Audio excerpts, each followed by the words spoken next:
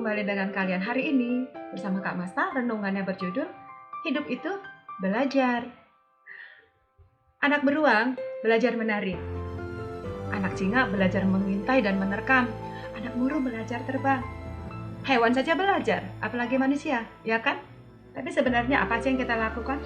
Hidup untuk belajar atau belajar untuk hidup? Ayo kita lihat apa sebenarnya arti belajar. Adik-adik, belajar adalah berubah. Apanya yang berubah? Berubah. Ada 3 hal yang berubah. Let's check it out. Pertama, belajar itu mengubah pikiran. Bagaimana cara mengubah pikiran? Yaitu dengan menambah, menganalisa, menilai, menata ulang, mengaplikasikan informasi yang kita terima, yang ada dalam pikiran kita. Contohnya saat kamu baca buku, saat kamu mendengarkan renungan ini, ada sebuah proses yang mengubah pikiran kamu. Yang kedua, belajar mengubah perasaan. Yang dimaksud di sini bukan emosi adik-adik, melainkan sikap atau pandangan hidup yang kamu anut. Di mana belajar itu mengubah sikap atau komitmen terhadap nilai-nilai hidup.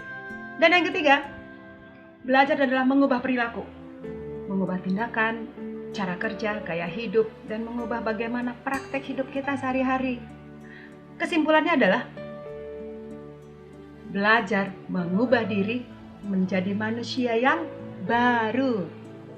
Ada juga adik-adik melihat belajar itu dalam arti sempit, ada juga melihat dalam arti luas. Yang arti sempit itu bagaimana Kak Masta? Orang yang melihat belajar itu dalam arti sempit adalah belajar itu hanyalah menambah pengetahuan, bisa baca, bisa tulis, bisa berhitung. Disebutkan juga hidup untuk belajar. Dalam arti sempit, belajar itu dipandang agar mendapatkan gelar, mendapatkan kedudukan, karir, prestasi juara kelas, kekayaan. Dalam arti sempit juga belajar itu hanya terjadi pada waktu sekian tahun saja. Begitu tamat, ya berhentilah baca buku. Itu arti belajar dalam arti sempit ya. Nah sekarang dalam arti luas. Belajar dalam arti luas adalah mengembangkan mutu pemahaman, sikap hidup terhadap diri sendiri, orang lain, alam, benda, tentang kehidupan serta kematian, dan tentunya tentang pencipta dari semuanya itu. Dalam arti yang luas, hidup untuk belajar adik-adik. Belajar itu tidak ada akhirnya. Kita hidup untuk belajar. Jika kita hanya belajar untuk hidup, ya kita sama seperti anak burung tadi. Belajar terbang agar dia bisa hidup. Kita belajar rupa-rupa hal. Belajar tahu diri dan mengenal diri.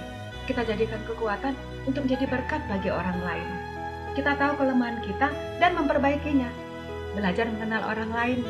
Caranya menerima dia apa adanya adik-adik dan memaklumi kelemahannya. Kita berterima kasih, belajar berterima kasih untuk pertolongan dan perbuatan orang lain sekecil apapun yang mereka perbuat. Belajar menghadapi kesulitan hidup, sebab hidup itu tidak selalu datar dan mulus, kadang naik, kadang turun, kadang mendung, kadang cerah. Ada saja tantangan dan persoalan. Belajar jujur, belajar bijak, mengatur waktu, menjaga kesehatan, tahu membedakan mana yang baik dan mana yang buruk. Belajar berjiwa besar, belajar menghargai perbedaan, belajar menghitung hari, seperti doa pemazmur, Mazmur 90 ayat 12.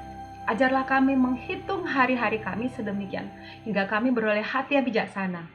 Menghargai hari-hari yang diberikan Tuhan kepada kita. Belajar tersenyum seperti bunga, belajar bersyukur seperti kicauan burung di pagi hari. Belajar mempunyai hati nurani dan belajar mendengar hati nurani. Mazmur 16 ayat 7. Pada waktu malam hari, nuraniku mengajari aku. Belajar mencari kehendak Allah, melakukan kehendak Allah, seperti doa pemazmur 143 ayat 10. Ajarlah aku melakukan kehendak-Mu. Adik-adik, hidup itu belajar. Selama Tuhan masih memberikan hidup, selama itulah kita masih diberi kesempatan untuk belajar.